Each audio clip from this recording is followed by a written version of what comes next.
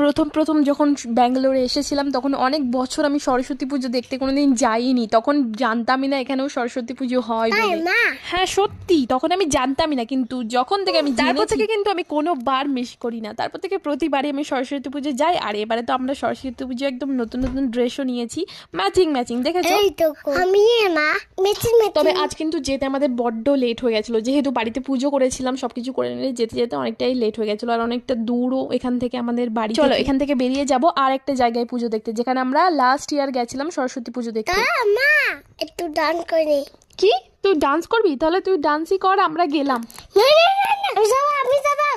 তো ফাইনালি আমরা অনেক রাত পথ ঘাট পেরিয়ে আমরা চলে এসেছি সেকেন্ড যেখানে লোকেশন, সেখানে এখানেও দেওয়া হচ্ছিল ভোগ। আর জানো তো আমরা না লাস্ট মানে যেখানে প্রসাদ খেয়েছিলাম সেখানে তরকারি পাইনি, তরকারি শেষ হয়ে গেছিলো। তাই এখানে কিন্তু তরকারি ছিল। আমি ভাবলাম এখানে একটু টেস্ট করে দেখি, খিচুড়ি খেতে আমার খুব ভালো লাগে, মানে ভোগের খিচুড়ি। আর এখানে কিন্তু বিভিন্ন ধরনের বাঙালি খাবারের স্টলও ছিল, তাতে ভেজ এবং নন ভেজ দুরকমই অপশন ছিল। আমাদের ঠাকুর দেখা খাওয়া দাওয়া তো কমপ্লিট, কিন্তু ভাবছি এখন আর বাড়ি যাবো না, একটু বসি আগে, তারপরে আমরা বাড়ি যাবো।